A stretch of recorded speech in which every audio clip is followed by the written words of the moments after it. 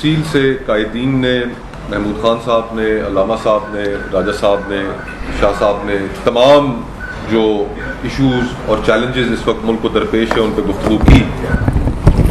میں قطعاً زیادہ وقت نہیں لوں گا اور نہایت مختصراً آپ کے سامنے صرف ایک دو نکات رکھ کے اجازت لوں گا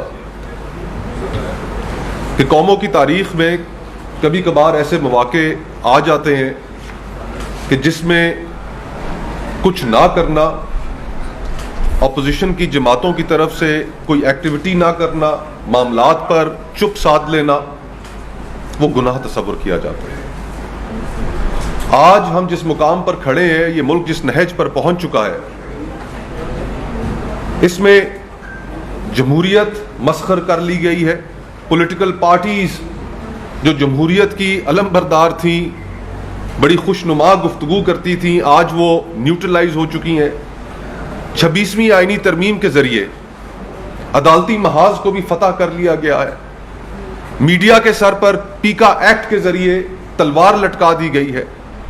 عام عوام اگر کوئی ایک کامنٹ، ایک غریب آدمی، مڈل کلاس آدمی راہ چلتے کچھ بات کہہ دیتا ہے، جس کرب سے لوگ گزر رہے ہیں، ان کے اندر جو غصہ ہے تنخواہ دار طبقے کے ساتھ جو ہو رہا ہے، کسانوں کے ساتھ جو ہو رہا ہے، اور ایک کامنٹ کے اوپر آپ ایک عام شہری کو اتنی آپ کو آگ لگتی ہے، اتنے آپ خفا ہوتے ہیں کہ اس کے اوپر اس کو نشان عبرت بنانے کے لیے چل پڑتے ہیں. تو یہ کیا نظام ہے؟ اور اس نظام میں آج الٹیمیٹلی ہمیں اس مقام پر لا کر کھڑا کر دیا ہے کہ لوگ اس ملک کو جوک در جوک چھوڑنے پر مجبور ہیں. ان پچھلے 6 مہینوں میں، یہ آفیشیل فگرز ہیں، ان پچھلے 6 مہینوں میں 3 لاکھ پاکستانی نے آن ریکارڈ یہاں سے یہ ملک چھوڑ کر باہر نکلے. مئی کا جو مہینہ گزرا اس میں 70,000 پاکستانی، ہمارے نوجوان، ہمارے بچے روزگار حاصل کرنے کے لیے یہ ملک چھوڑ کر ہمارے ٹیلنٹڈ لوگ باہر نکلے. 22% پر اس وقت بے روزگاری کی شرح پہنچ چکی ہے. لوگ کیا کریں؟ اور ان حالات میں جہاں پر لوگوں کو ریلیف دینا حکومت کی اولین ترجیح ہونی چاہیے، جہاں پر لوگ دے پیئنگ ٹیکسز تھرو دے نوز، وہاں پر شوگر کا سکینڈل آپ کے سامنے آ جاتا ہے. اربوں روپے یہ اشرافیہ کما کر نکل جاتی ہے، لوگوں کے لیے 200 روپے کلو چینی کر دیتی ہے، خود اربوں بنا لیتی ہے، پیٹرول ڈیزل مہنگا کر دیتی ہے. تو ایک عام آدمی کی اس ملک میں زندگی کی وقت کیا رہ گئی؟ نہ اس کے پاس حقوق ہیں، نہ اس کی معاشی زندگی محفوظ ہے، نہ اس کے بچوں کا مستقبل محفوظ ہے. تو ان تمام حالات میں ہم یہ سمجھتے ہیں،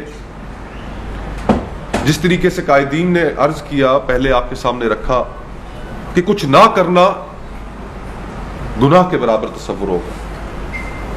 ہم چاہتے ہیں کہ اس ماحول میں ہم عوام کی آواز بن کر ابھریں، جو ان کے اس ملک کے بارے میں احساسات ہیں، جو ان کی زندگیوں کے متعلق ان میں تشویش ہے، اس کو ایڈریس کریں، اور ایک جامعہ پالیٹکس کر کے کہ جس میں تمام اپوزیشن ایک پیج پر اکٹھی ہو، اس ناجائز حکومت کو، ان الیکٹڈ حکومت کو، اس ہائیبرڈ نظام کو، کہ ہم عوام کی قوت کی بنیاد پر، ایک مورل اتھارٹی کی بنیاد پر ہم اس کو شکست دیں، اور اس ملک میں وہی نظام نافذ، سوشل کانٹریکٹ ہونا چاہیے نافذ، جو اس ملک کے عوام کی خواہش ہے. یہ تگ و دو ہے. انشاءاللہ تعالی اس کے لیے کوشش ہماری جاری رہے گی. آپ تمام احباب کا بہت بہت شکریہ.